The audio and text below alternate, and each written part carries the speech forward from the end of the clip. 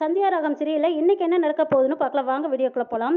பவானி ஓடி வராங்க. நிறுத்துங்க, தண்டனை கொடுக்காதீங்கன்னு ஓடி வந்து நிக்கிறாங்க. ரகுராம் எதுக்கு நிறுத்த சொன்னேன்னு கேட்குறாங்க. சிவராமன் சித்தப்பா எந்த தப்பும் பண்ணல, மாயா நிரூபிக்க போறா, இப்போ அவள் லைன்ல தான் இருக்கான்னு சொல்றாங்க பவானி. என்ன ஆதாரம் இருக்குன்னு ரகுராம் கேட்குறாங்க.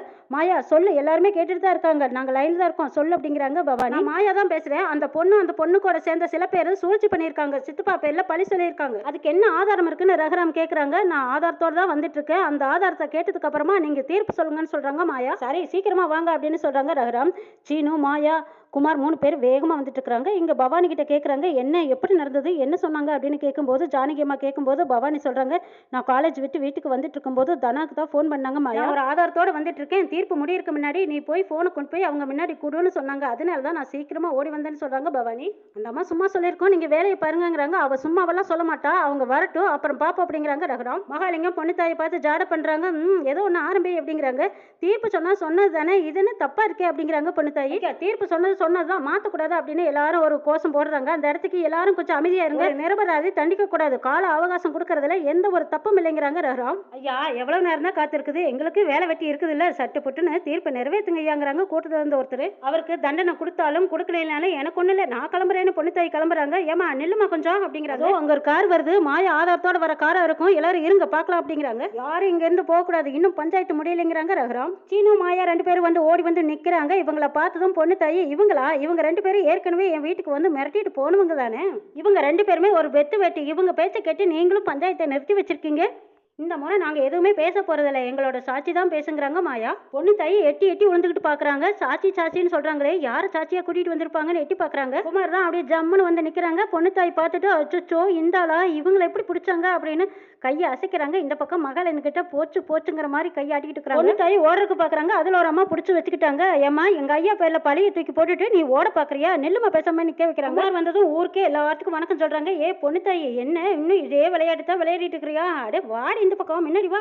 ஆமா நீ பிறந்த ஊர்ல தான் இப்படி எல்லாம் பண்ணி அசிங்கப்பட்டியல்ல, இந்த ஊர்லயும் வந்து உன் வேலையை காட்ட ஆரம்பிச்சிட்டியா, என்னையே ஏமாத்தானே கல்யாணம் பண்ண, அதுக்கப்புறமா திருந்துவேன்னு பார்த்தா நீ திருந்துற மாதிரியே தெரியலையே. ஆமா நீங்க யாரு அப்படின்னு ரகுராம் கேக்குறாங்க. ஐயா என் பேரு பற்றகுமார், இதோ இவளை கட்டிக்கிட்டா பாவப்பட்ட புருஷன் நான் தானுங்க. நீ ஏதாவது சொல்றதா இருந்தா பஞ்சாயத்துக்கு கட்டுப்பட்டு இதோ இப்படி வந்து நின்று சொல்லுங்கிறாங்க.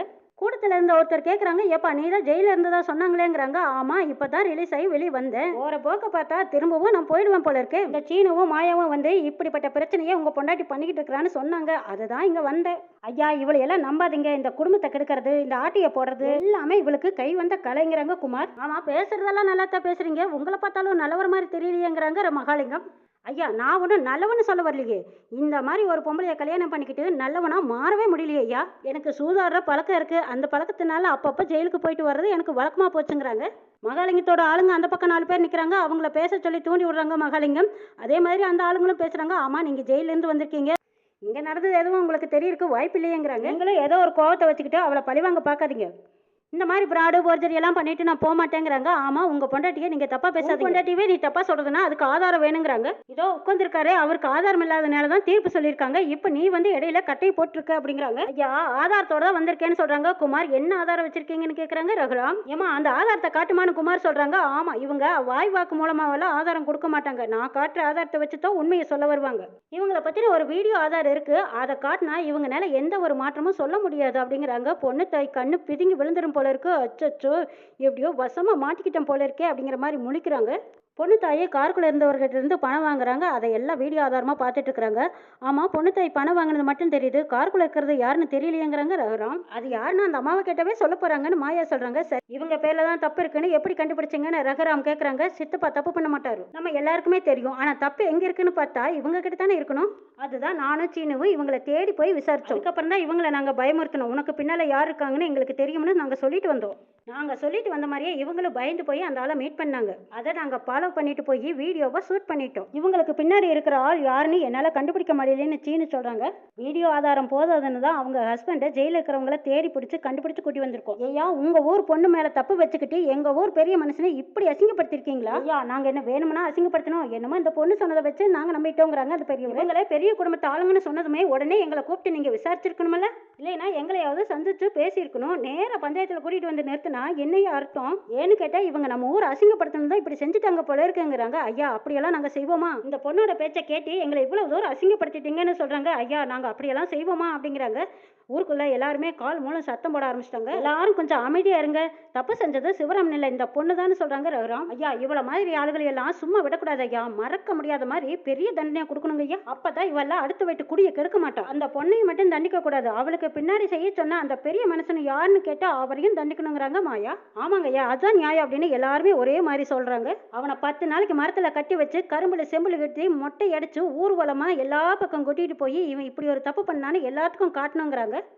கல்லாலையெல்லாம் அவனை அடிக்க வேண்டியதே இல்லை, அந்த அவமானம் தாங்க முடியாம அவனே நாடுகிட்டு செத்துருவாங்கிறாங்க. அந்த பொண்ணை கேளுங்க அப்படிங்கிறாங்க. சொல்லுமா உன்னை அப்படி செய்ய சொன்னது யாருன்னு கேட்குறாங்க. பொண்ணு தாய் முடிக்கிறாங்க. சொல்லுமா இப்போ சொல்ல போறியா இல்லையா? இந்த மாதிரி அப்பாவி மேலே பழைய போட சொன்னது யாருன்னு சொல்ல போறியா இல்லையான்னு ரகுராம் அதட்டி கேட்குறாங்க. ஐயா யாருனால எனக்கு தெரியாது, இந்த மாதிரி பண்ண சொன்னாங்க, நானும் அதே மாதிரி பண்ணிட்டுங்க ஐயா, என்ன மன்னிச்சிடுங்க ஐயா. அது எப்படி யாருன்னு தெரியாம இருக்கும்? போனெல்லாம் பேசியிருக்கேன், நேரில் போய் பணம் வாங்கியிருக்கு, அப்படி இருக்கும்போது எப்படி தெரியாம இருக்குன்னு கொதிக்கிறாங்க. ஒவ்வொரு தடவையும் ஒவ்வொருத்தர் வருவாங்க, யார் எவருனால எனக்கு தெரியாது ஐயா, நீ எதிர்பார்க்கறத விடவே நான் உனக்கு பணம் கொடுக்குறேன், நான் சொல்றதெல்லாம் செய்யணும்னு சொன்னாங்க ஐயா, பணத்துக்கு ஆசைப்பட்டு இப்படி பண்ணிட்டேங்கிறாங்க பொண்ணுத்தாயி. மறுபடியும் இவ போய் சொல்றா, என்னோட கெஸ் மட்டும் சரியா இருந்தா அவனும் இதே கூட்டத்தில் தான் இங்க இருக்கணும் அப்படிங்கிறாங்க மாயா. இங்க பாருமா மறைக்காத, அவ யாரு என்னங்கிறத சொல்லு, உனக்கு எந்த பிரச்சனையும் வராம நான் பாத்துக்கிறேன்னு ரகுராம் கேட்டு பாக்குறாங்க. ஐயா சத்தியமா எனக்கு யாருன்னு கூட தெரியாதுங்க ஐயா, அவர் கொடுத்துட்டு போன நம்பர் கூட இப்ப வேலை செய்யலைங்க ஐயா, நான் செஞ்ச தப்ப மன்னிச்சு என்ன விட்டுருங்க ஐயா, நான் எங்கேயாவது போயிடுறேங்கிறாங்க பொண்ணுத்தாயி. நீ பண்ணது ஒண்ணு சின்ன தப்பில்ல, ஒரு குடும்பத்தோட தலையெழுத்தையே மாற்றக்கூடிய ஒரு பெரும் குற்றம், உன்னையெல்லாம் மன்னிச்சு விட முடியாது, உனக்கெல்லாம் மன்னிப்பே கிடையாது ஐயா. இவளை நீங்க தண்டிச்சு நீங்க உங்க கௌரவத்தை குறைச்சிக்கிறீங்க, இவளை என்கிட்ட விட்டுருங்க நான் பாத்துக்கிறேங்கிறாங்க குமார். அது எப்படிங்க முடியும்? நீங்க தண்டனை கொடுக்கறதுனா அப்ப எங்க ஐயா இருக்கிறது எதுக்கு?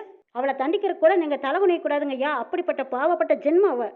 என்கிட்ட அந்த பொறுப்பு கொடுங்க நான் பாத்துக்கிறேன்னு குமார் சொல்றாங்க. ஐயா நீங்க என்ன தண்டனை வேணாலும் கொடுங்க, ஆனா இவர்கிட்ட மட்டும் எந்த பொறுப்பு கொடுத்துடாதீங்க அப்படின்னு கெஞ்சுறாங்க பொண்ணு. என்னடி ஓவரா நடிக்கிற அப்படின்னு சொல்லிட்டு குமார் அடிக்கிறதுக்கு போறாங்க. அங்க இருந்த ஒரு 4-5 பெரிய மனுஷங்க, ஐயோ நாங்களாம் இருக்கமில்ல கொஞ்சம் அமைதியா நில்லு, அந்த பக்கம் நில்லுங்கிறாங்க. ரகுராம் சொல்றாங்க, தண்டனை கொடுக்கறதுக்கு நாம இங்க இல்ல, நீதியை நிலநாட்டத்தான் எல்லாரும் இருக்கும், அதனால அவ புருஷனே அவளுக்கான தண்டனையை கொடுக்கட்டுங்கிறாங்க ரகுராம். நம்ம ஊரை பொறுத்த வரைக்கும் பொண்ணுங்களுக்கு இது வரைக்கும் யாருமே தண்டனை கொடுத்ததில்லை, நம்ம பொண்ணுங்களை தெய்வமா மதிக்கிறோம், இதனால எந்த தப்புமே பண்ணாத சிவராமன் எல்லாரும் முன்னாடியும் அவமானப்பட்டு உட்கார்ந்துருக்கான். அவனை அவமானப்படுத்த இந்த பொண்ணு அவளுக்காக சாட்சி சொல்ல வந்த அவங்க ஊர்க்காரங்களும், இந்த பஞ்சாயத்துல சாட்சி சொல்ல வந்த அவங்க ஊர்க்காரங்களும் எல்லாருமா சேர்ந்து சிவராமன் காலில் விழுந்து மன்னிப்பு கேட்கணுங்கிறாங்க ரகுராம். இந்த பக்கமா இருந்த ஊர்க்காரங்க எல்லாரும் ஆமாமா கேட்டுதான் ஆகணும்னு சவுண்ட் கொடுக்குறாங்க. அதுல 2 பேர் வந்து, ஐயா நாங்க என்ன தப்பு பண்ணணும், நாங்க என்னமோ கேட்டதுதானே சொன்னோங்கிறாங்க.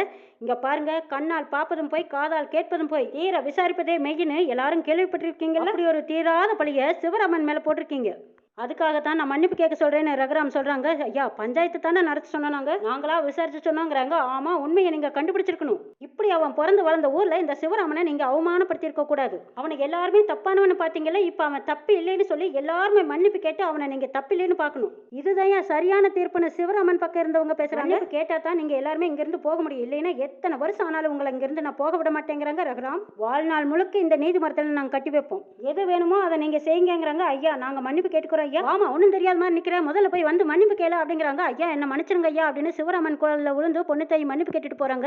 குமார் ஏ போடி, உன்னால எத்தாச்சோட்டு பிரச்சனை வரும்னு முடுக்குறாங்க. சிவராமன் காலில் விழுந்து ஒவ்வொருத்தரா அந்த ஊர்க்காரங்க மன்னிப்பு கேட்டுட்டு போறாங்க. மகாலிங்கம் மலமாடு மாதிரி நிக்கிறாங்க. குமார் இங்க வாங்கன்னு கூப்பிடுறாங்க. ரகுராம் ஐயா என்னங்க ஐயா அப்படின்னு வந்து நிக்கிறாங்க. நல்ல நேரத்துல வந்து சரியான நியாயத்தை சொன்னீங்க, நன்றி அப்படிங்கிறாங்க ரகுராம். ஐயா அதெல்லாம் ஒண்ணு வேண்டாங்க ஐயா, நன்றிங்க ஐயா அப்படின்னு சொல்லிட்டு குமார் அங்கிருந்து போறாங்க. போயிட்டு வரேன் பாய் பாய்னு சந்தோஷமா சொல்லிட்டு போறாங்க. குமார் ஐயா பஞ்சாயத்துல ஒருத்தருக்கு நீதி வழங்கிட்டா அதுக்கப்புறமா குளத்துல முழுக்கி நீங்க புது துணி போட்டுக்கிட்டு தான் வீட்டுக்கு போகணும்னு அங்க இருந்த பெரிய மனுஷன் ஒருத்தர் சொல்றாங்க. கோயில் குளத்துல முழுக்கிட்டு அப்புறமா வீட்டுக்கு போங்கிறாங்க. சீனு மாமாவை கூட்டிட்டு போங்கிறாங்க. சரின்ட்டு சீனு வந்து சிவராமனை கூட்டிட்டு போறாங்க. பஞ்சாயத்து முடிஞ்சதுன்னு சொல்லி எல்லாரும் வீட்டுக்கு போறாங்க. வீட்டுக்கு போனதுக்கு அப்புறமா பார்வதி, என் புருஷனை காப்பாத்தாத இந்த வீடு இனிமே எங்களுக்கு எதுக்கு, நாங்க இந்த வீட்டை விட்டு போறோம்னு சொல்றாங்க. பார்வதி பொட்டியை தூக்கிட்டு பார்வதி போயிட்டு இருக்காங்க. இப்ப ரகுராம் ஜானகி இவங்கனால எதுவுமே பேச முடியாம அமைதியா பார்த்துட்டு இருக்காங்க. என்ன நடக்க போகுதுங்கிறதை நாளை எபிசோட்ல பார்க்கலாம்.